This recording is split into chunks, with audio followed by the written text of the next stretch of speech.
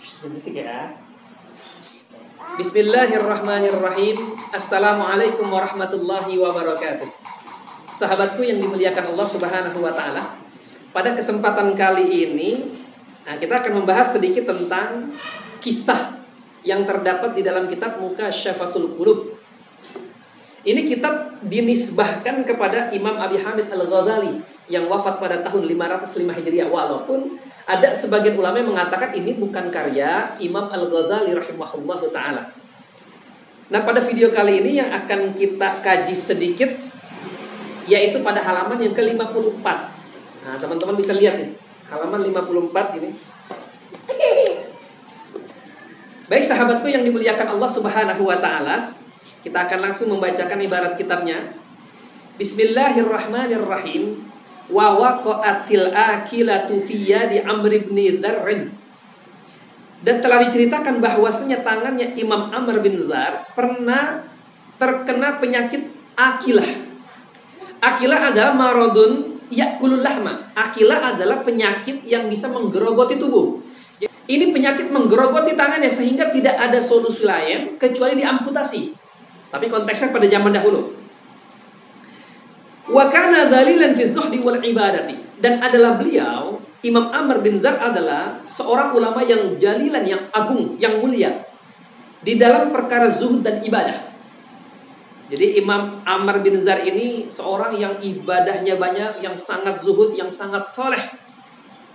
Bahkan beliau masyhur bil wilayah, masyhur dikenal sebagai waliullah.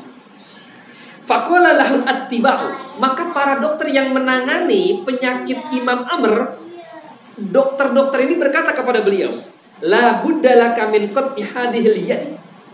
Wahai Imam Amr, kata para dokter, ini nggak ada solusi kecuali tanganmu ini dipotong, diamputasi. Faqala, lantas Imam Amr bin Dzar mengatakan, iqta'uha, kalau begitu potong tangan saya. Karena kalau memang tidak ada obatnya dan potong ini adalah solusi yang terbaik untuk menghindari menjalar penyakit ini ke anggota tubuh yang sehat, maka kata Imam Amr bin Dzar, silahkan dipotong tangan saya. Faqalu, maka para dokter ini kembali berkata, la naqdiru ala qat'iha illa nashudduka bil hibali. Lantas para dokter berkata, kami tidak sanggup untuk memotong tanganmu wahai imam, kecuali dengan cara kami ikat tanganmu itu bil hibal, dengan tali, diikat. Jadi caranya kalau kami memotong tanganmu wahai imam, tangan kamu diikat pakai tambang, lalu dipenggal sini pakai pedang. Ingat konteksnya zaman dulu, ya.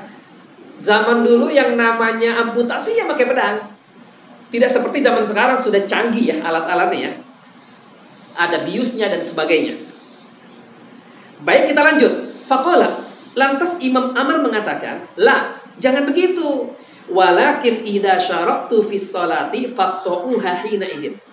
Caranya, kata Imam Amr, akan tetapi apabila saya sudah masuk di dalam sholat, saya lagi sholat, nanti saya akan hamparkan tangan saya, ketika itu faqtuha, potong tangan saya.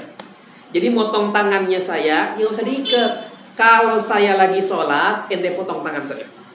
Falamma dakhala fis sholati quti'at yaduhu. Maka tatkala Imam Amr bin Dzar masuk di dalam sholat, di tengah beliau sedang sholat, dipotong tangannya oleh para dokter. Tapi walam yashkur bidzalika, beliau nggak sadar tangannya sudah terpotong. Sahabatku yang dimuliakan Allah Subhanahu wa ta'ala, seperti inilah kekhusyuan sholat para ulama-ulama kita yang terdahulu.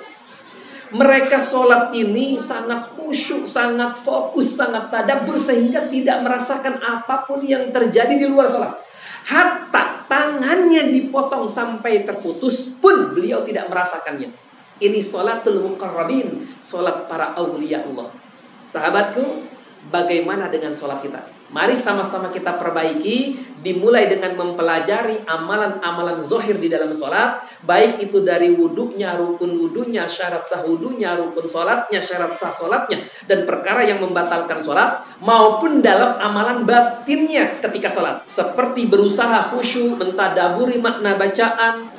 Dan untuk meraih kekhusyuan ini, di luar sholat pun kita harus bisa menahan diri dari segala macam kemaksiatan dan melihat sesuatu hal-hal yang bisa melalaikan, apalagi yang diharamkan. Baik sahabatku yang dimuliakan Allah Subhanahu wa taala, semoga video yang singkat ini bermanfaat buat kita bersama.